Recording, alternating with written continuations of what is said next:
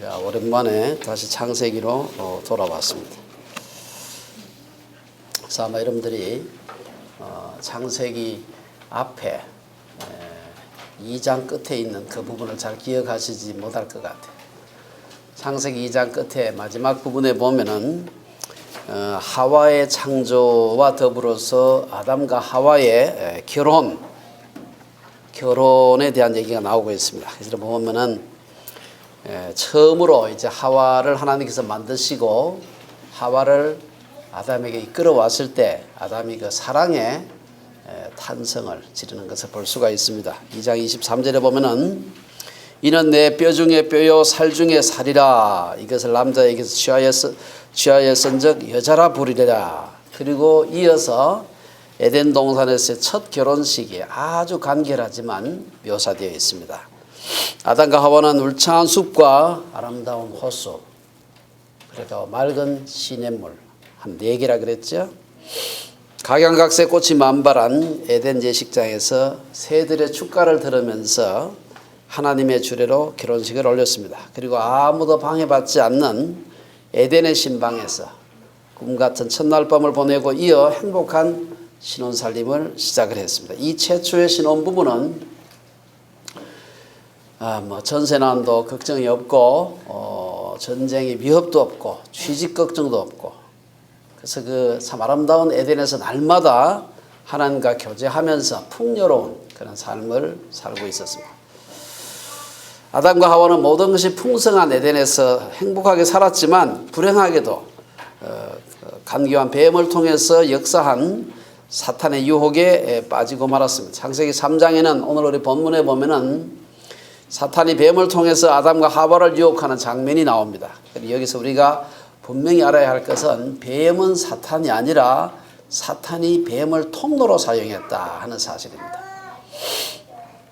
제가 언젠가 조용규 목사님 설교를 한번 듣다 보니까 조 목사님이 아주 자랑스럽게 그런 말씀 하시더라고요. 자기가 시골에 지낼 때 자기만큼 뱀을 많이 죽인 사람이 없을 것이다. 왜냐하면 이게 사탄이 뱀을 사용해가지고 하와를 유혹했기 때문에 이놈들은 그냥 만나는 쪽쪽 죽여야 된다 생각해가지고 자기가 아마 자기만큼 뱀 많이 죽인 사람은 없을 거다 이렇게 자랑스럽게 얘기하시는 걸 잘 들었습니다. 하지만 좀 징그럽기는 해도 뱀을 마구 죽여서는 안 됩니다. 뱀은 다만 사탄의 통로요 도구였을 뿐이다. 하나의 생물로서 또 다른 피조 세계 내에서 여러분 그 먹이 사슬이라는 거 혹은 생태계 균형이라는 게 있어요. 그래서 뱀을 잡아먹고 사는 동물이 있는가 하면은 뱀이 잡아먹고 사는 동물이 있습니다. 그래서 생태계에서 뱀이 없어지게 되면은 어떤 종은 지나치게 많이 번성하고 그걸 먹이로 삼는 것들은 지나치게 줄어들어 가지고 생태계 균형이 깨어질 수 있습니다. 그래서 여러분 뱀이 하와를 유혹했다 해서 막 죽이고 이러면 안 된다 이 말이에요. 좀 징그럽긴 하지만 어쨌든 뱀을 통로로 하와를 유혹한 사탄은 고도의 전략으로 하와를 유혹하고 나아가 하와를 통해서 아담도 유혹하는 것을 볼 수가 있습니다. 그래서 그 결과 아담과 하와는 하나님을 거역하게 되었고 결국 에덴으로부터 추방당하게 되었습니다. 사탄은 오늘날도 계속해서 비슷한 전략으로 여러분과 저 그리고 모든 사람들을 유혹하고 있습니다. 사탄이 어떻게 해서 사람들로 하여금 하나님의 말씀을 무시하게 만들고 하나님의 권위를 거역하도록 유혹할까? 오늘 본문 별로 길지 않습니다만은 오늘 본문에 보면 아주 중요한 원리들이 몇 가지가 소개되어 있습니다. 첫 번째는 보면은 1절에 보면은 사탄이 사람을 유혹하는 방법. 첫째는 하나님의 말씀을 의심하게 만든다. 1절에 뭐라 그럽니까?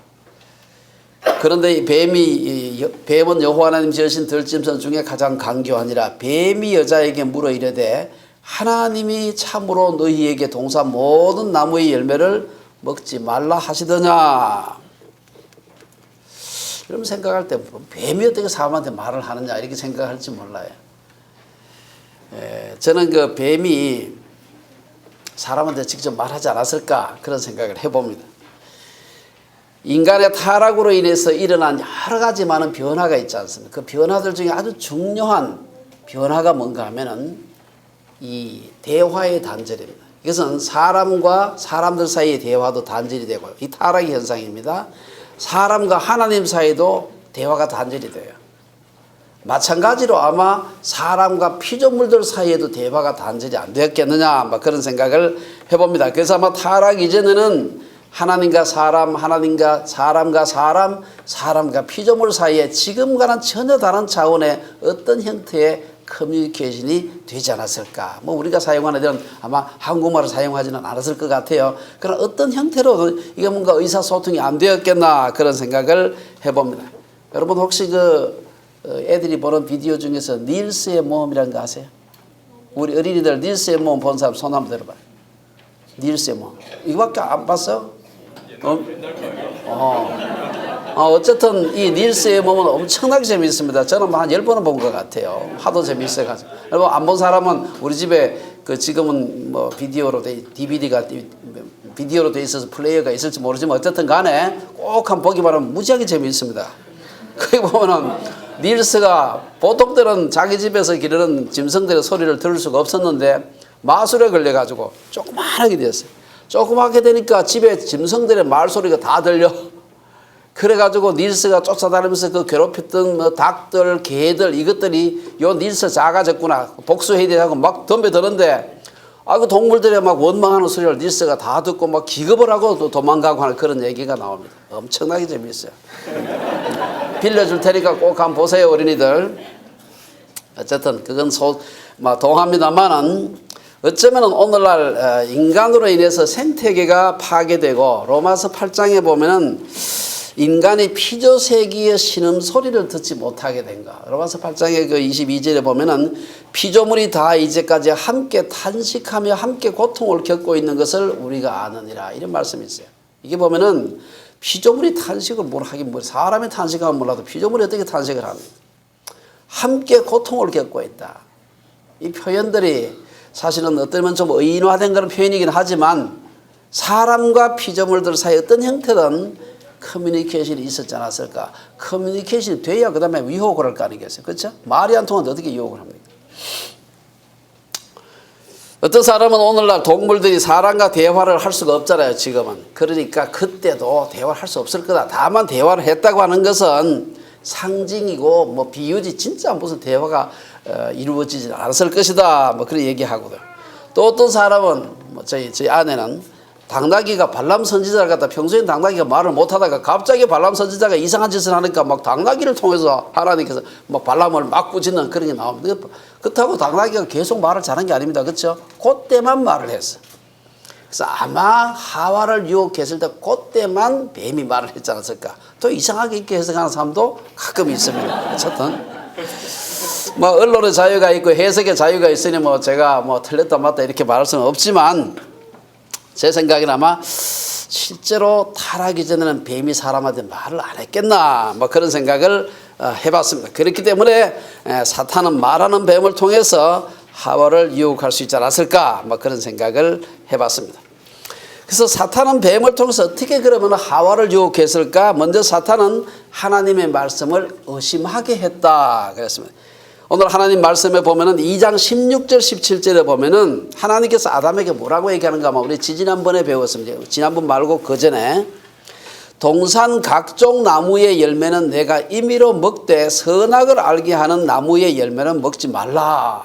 2장 16절 17절에서 그렇게 얘기했어요. 3장 1절에 가면 뭐라고 얘기합니까? 뱀은 하와에게 뭐라 합니까? 하나님이 참으로 너희에게 동산 모든 나무의 열매를 먹지 말라 하시더냐.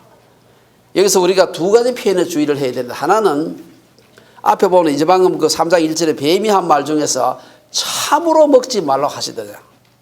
이 참으로를 의미하는 히브리 말은요.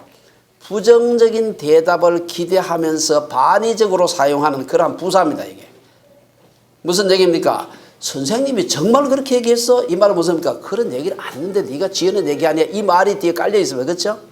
하나님이 참으로 먹지 말라 하시더냐. 아니면은 하나님이 선생님이 그렇게 말씀을 하셨겠지만 그런 뜻은 아닐 거야. 뭐 이런 좀 부정적인 뉘앙스가 그 속에 포함되어 있습니다. 그러니까 이 속에 뭐 하나님이 그렇게 말씀하셨을 리가 없지 라는 것을 깔고서 지금 이 말을 참으로 먹지 말라 하시더냐. 둘째 우리가 뱀이 한 말 중에서 동산 모든 나무의 열매를 먹지 말라 하느냐 이렇게 묻습니다. 이 말이 아주 참 묘한 말인데 이 모든이라는 표현인데요. 사탄은 하나님께서 선악을 알게 하는 나무의 열매 하나님께서 그렇게 말씀하셨는데 이 말을 뒤집어 가지고 선악을 알게 하는 나무의 열매를 먹지 말라 했는데 이것을 모든 나무의 열매를 먹지 말라 하시더냐 이렇게 묻습니다. 사탄은 여기서 하나님께서 금한 것은 물론 금하지 않은 나무의 열매까지 포함시켜 가지고 하와로 하여금 부정적인 대답을 하도록 이끌어내는 것을 볼 수가 있습니다. 여기서 마치 부모가 자녀에게 야 과자 많이 먹으면 충치가 생겨 그러니까 먹지 말라 이렇게 하니까 이 나쁜 친구가 와가지고 야 정말 네 엄마가 냉장고 속에 있는 거 하나도 먹지 말라 그래서 이렇게 묻는 것 같은 거예요. 사실 그중에 단 거 이빨 상하는 것만 먹지 말라고 했는데 냉장고에 있는 게 다 나쁜 게 아니잖아요. 먹을 수 있는 거 맛있게 먹을 수 있는 것도 있고 몸에 좋은 것도 있는데 다 먹지 말라고 하더냐. 동산 모든 나무의 열매를 먹지 말라 하시더냐. 이렇게 꿰는 거랑 똑같다.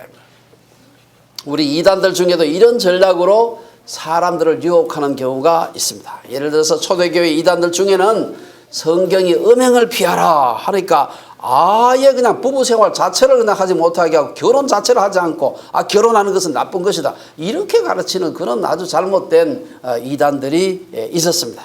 오늘날 여러분들 가톨릭 사제들의 독신주의도 잘못된 성경관에서 나온 것입니다. 반대로 또 사도 바울이 디모데가 몸이 좀 약했던 것 같아요. 제가 보니까 몸도 약하고 기도 좀 약했던 것 같아 보니까. 이제부터는 물만 마시지 말고 내 위장과 자주 나는 병을 위하여는 포도주를 조금씩 쓰라. 그러니까 봐라. 성경에 포도주 마시라 안 그런다고 마구막 퍼마시는 그런 또 사람들도 있습니다. 모두 다 하나님의 말씀을 갖다가 하나님의 말씀을 확대하고 부정하고 더하고 이래가지고 하나님 말씀을 의심하게 만드는 그런 것이다. 두 번째는 어떻게 유혹을 합니까? 하나님의 말씀을 왜곡합니다. 2절 3절에 보면 그런 얘기가 나오는데요. 사탄이 유혹을 했을 때 하와가 어떻게 대답해야 하는가? 그것은 2장 16절 17절에서 하나님께서 아담에게 했던 말 아마 틀림없이 아담이 하와에게 그 얘기 전달해 줬을 겁니다. 아니면 아담이 그 말을 들을 때 하와도 옆에서 같이 들었을 가능성이 많아요. 그러니까 정확하게 하나님 말씀을 알고 있었던 겁니다. 그렇기 때문에 창세기 2장 16절 17절 그 말씀 그대로 이 사탄이 유혹했을 때 그대로 대답을 했어야 되는데 그렇게 대답을 하지 못했어요. 뭐라고 얘기합니까? 여기 보면은 하나님께서 아담과 하와에게 동산 각종 나무의 실과는 내가 임의로 먹되 선악을 알게 하는 나무의 실과는 먹지 말라. 내가 먹는 날에는 정령 죽으리라. 하나님께서 하신 이 말씀을 사탄에게 얘기하는 대신에 하와는 동산 나무의 실과를 우리가 먹을 수 있으나 오늘 본문에 있는 말씀입니다. 동산 중앙에 있는 나무의 실과는 하나님의 말씀에 너희는 먹지도 말고 만지도 말라. 너희가 죽을까 하노라. 이렇게 대답했습니다. 이건 번역의 문제가 아닙니다. 이 속에 보면 뉘앙스가 달라져 있는 걸 볼 수가 있습니다. 하나님의 말씀에 대한 하와의 확신이 흔들리고 있음을 볼 수가 있습니다. 그럼 어떻게 하나님의 말씀을 왜곡했는가? 첫째는 하나님의 말씀을 정확하게 알지 못해서 왜곡합니다. 2장 16절에 보면 하나님은 선악을 알게 하는 나무의 실과만 먹지 말라 그랬어요. 3장 2절에 보면은 하와가 뱀에게는 뭐라고 대답합니까? 동산 중앙에 있는 나무의 실과. 동산 중앙에 선악과만 있습니까? 생명나무도 있고 다른 나무도 많이 있었어요. 사실은 그런 얘기 살짝 바꾸는 것입니다. 두 번째, 하나님의 분명한 말씀에 개연성을 부여합니다. 가능성을 부여해요. 2장 17절에 보면 반드시 죽으리라. You will surely die. 반드시 죽으리라. 요걸 갖다가 surely를 뺍니다. 여기서. 여기 원에도 surely가 있어요. 뺐어요. 요걸 갖다. 그래서 하와는 3절에서 죽을까 하노라. You will die. 이렇게 표현합니다. 하나님의 말씀을 분명한 말씀, 절대로 죽을 것이다 했는데 이걸 갖다 안 죽을 수도 있다는 뉘앙스를 가지고 대답을 하고 있습니다. 세 번째는 어떻게 왜곡합니까? 하나님의 말씀에 자기 생각을 한 개를 쑥 끼워 넣습니다. 3절에서 하와는 너희는 먹지도 말고 만지지도 말라. 그 앞에 뭐라고 합니까? 하나님의 말씀에 너희는 먹지도 말고 만지지도 말라. 하나님 말씀이라고 딱 붙여놨어요. 그러놓고는 자기 말, 하나님 말씀 말 절반 넣고 자기 말 절반 넣어가지고 만지지도 말라, 만지지 말라는 얘기가 없어요.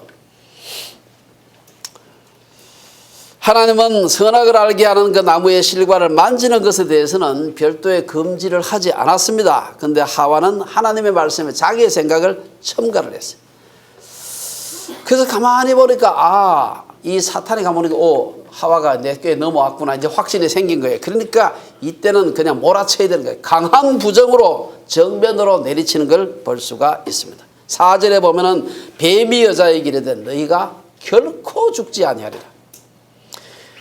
하와가 하나님의 말씀을 의심하고 왜곡하니까 4절에서 뱀은 하와가 유혹에 빠질 수 있는 만반의 조건이 이제 다 갖춰졌다. 이제는 그냥 한 방 치면 마지막 한 방으로 넘어가겠다.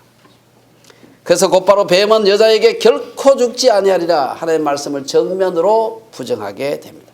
사탄은 반드시 죽으리라고 한 하나님의 말씀을 정면으로 부정해서 결코 죽지 아니하리라.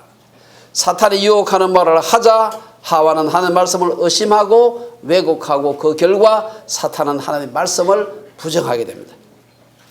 여기서 결코 죽지 아니하리라, 결코 뭐뭐하지 아니하리라, 이 말은 히브리 말로 부정을 나타내는 부사되기 절대 부정을 나타내는 말입니다. 하와가 3절에서 죽을까 하노라 하는 흔들리는 대답을 하니까 사탄은 이때를 놓칠세라 4절에서 결코 죽지 아니하리라 이렇게 해서 하와의 말씀, 하나님 말씀을 하와가 완전히 불신하게 만들었습니다. 이어서 사탄은 숨 쉴 틈도 주지 않고 하와에게 뭐라고 얘기합니까? 야, 왜 하나님이 너희들 하여금 선악과 못 먹게 했는지 알아? 묻지도 않은 질문을, 이 질문이 없어요. 그런데 이 질문에 대한 대답을 그 다음에 이어서 하는 겁니다. 뭐라고 얘기합니까? 5절에서 하나님이 너 왜 먹지 못하게 한 줄 알아? 사실은 너희가 그것을 5절에 너희가 그것을 먹는 날에는 너희 눈이 밝아져서 하나님과 같이 되어 선악을 알 줄을 하나님이 알았기 때문에 못 먹게 한 거야. 이 말을 뒤에다가 붙이는 겁니다. 하나님을 원망하게 했다 이 말입니다. 사탄의 말은 하나님께서 불공평하신 분인 것처럼, 그리고 하나님은 하와가 소유해야 하고 하와에게 크게 유익이 되는 무엇인가를 제한하시는 아주 옹졸하고 그런 별로 안 좋은 그런 분인 것처럼 보이게 만들었습니다.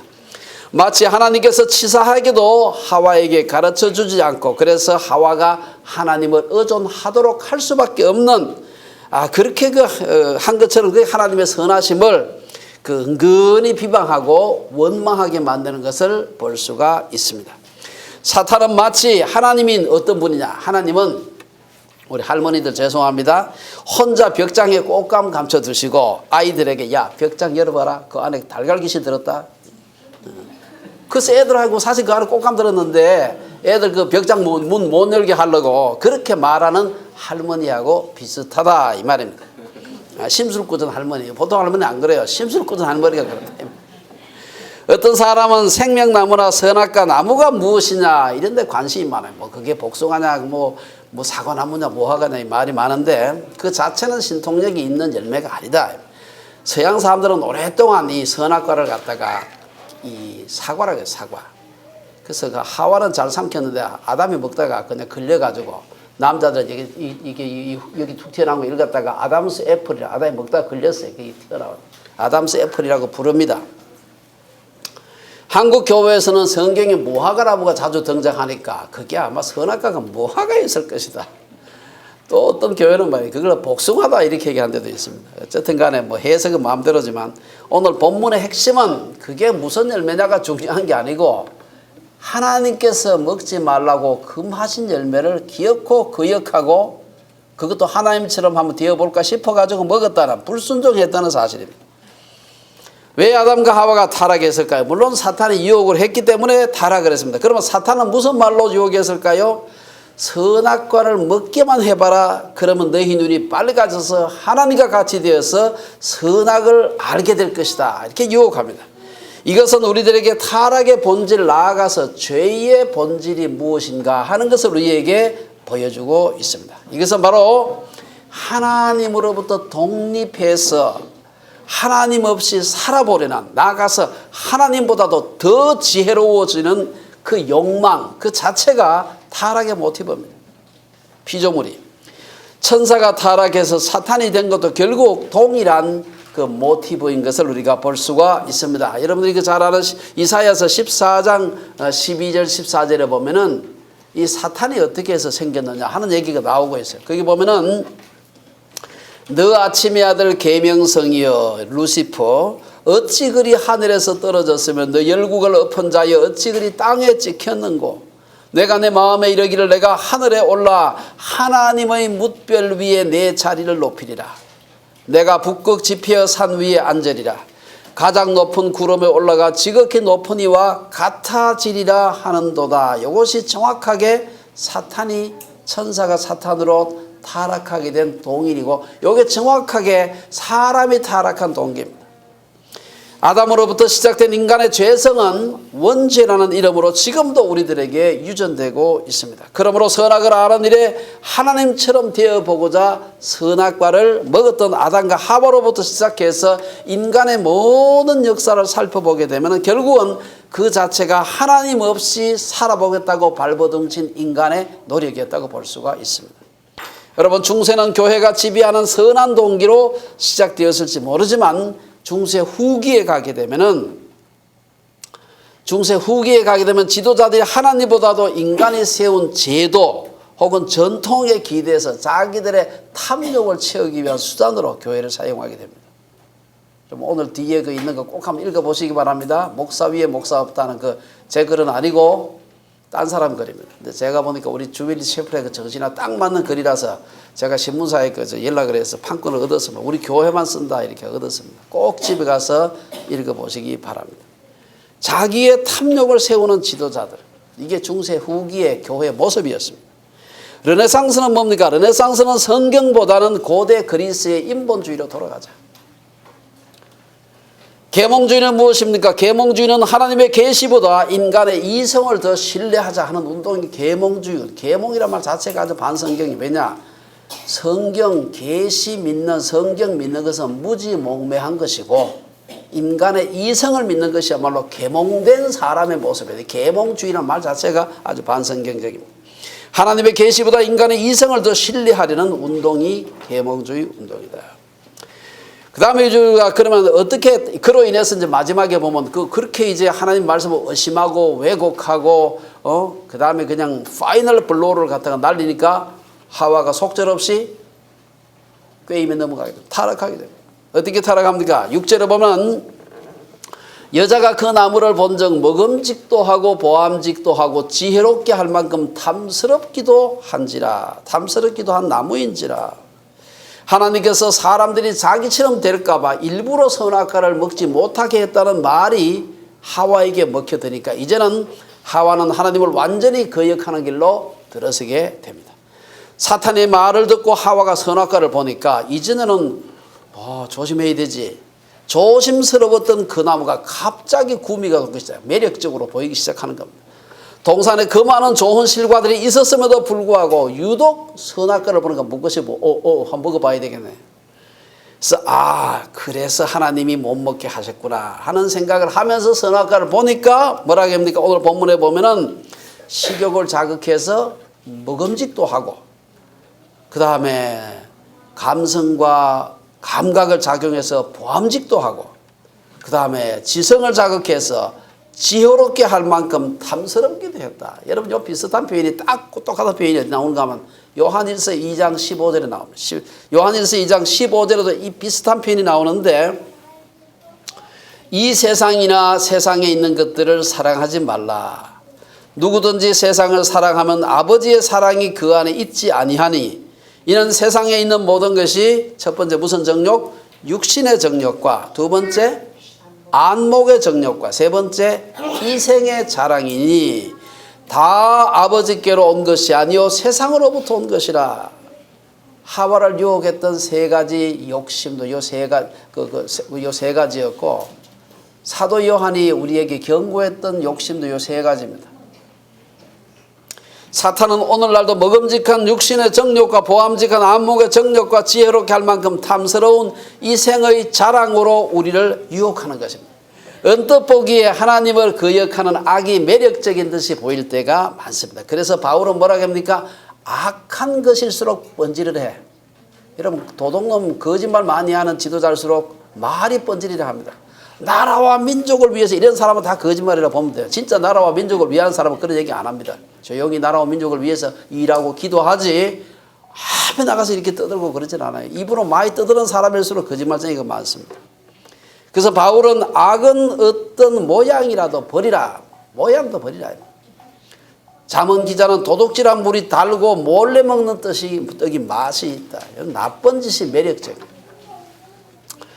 때로 이것은 학문의 세계에서도 비슷합니다. 여러분 학문의 세계에서는요. 진위 여부보다는 무관하게 도발적이고 신성모독적인 주장을 크리에이티브하다. 이렇게 해서 그걸 아주 높여. 그래가지고 이 유혹에 빠지는 학자들이 아주 그 바보 같은 학자들이 많습니다.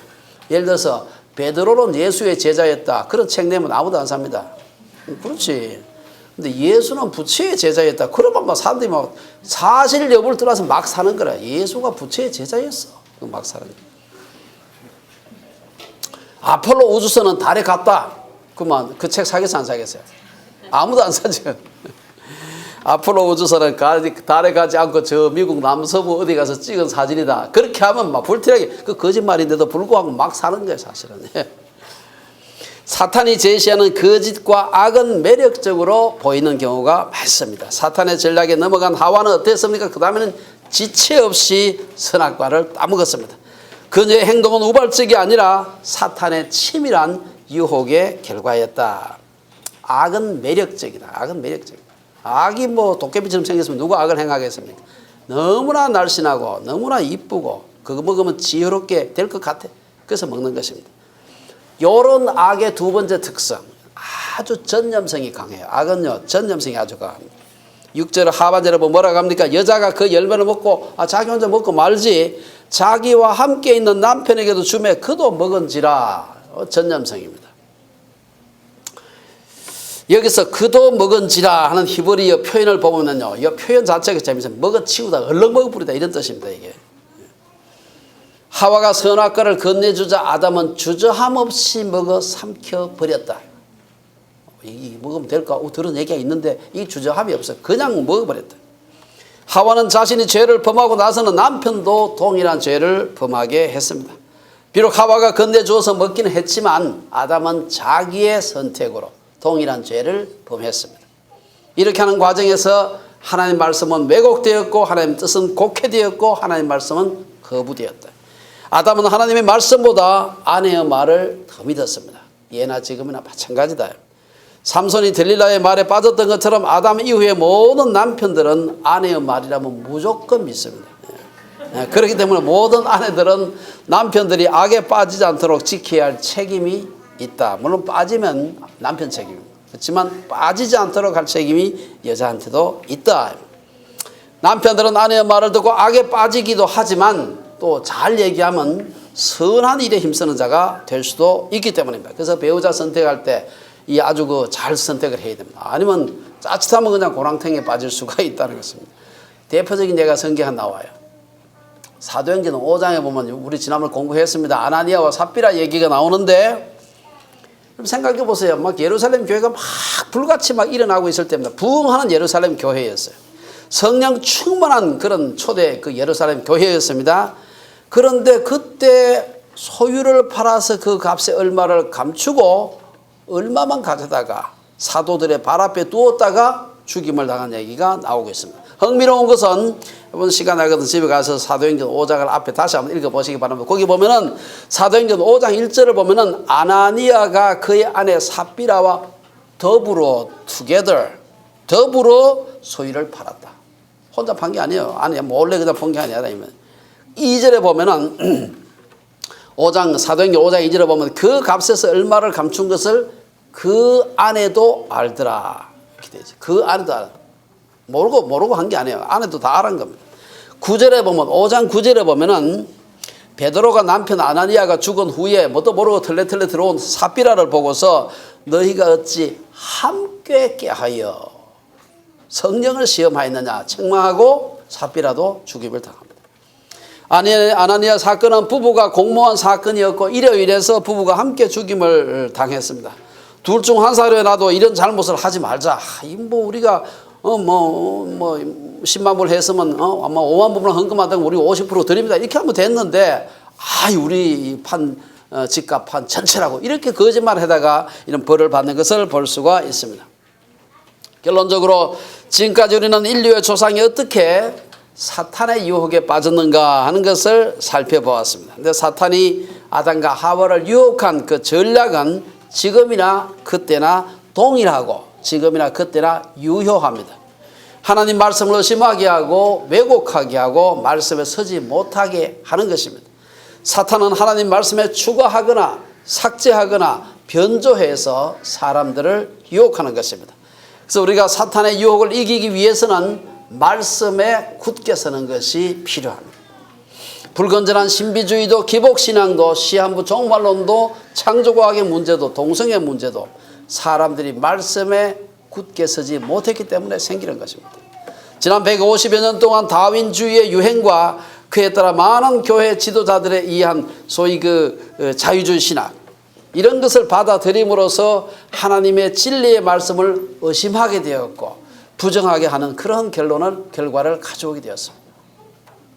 그 영향으로 인해서 서양 사회는 하나님의 심판을 믿지 않게 되면 심판은 무슨 심판? 심지어 하나님의 존재조차 믿지 않게 되었습니다.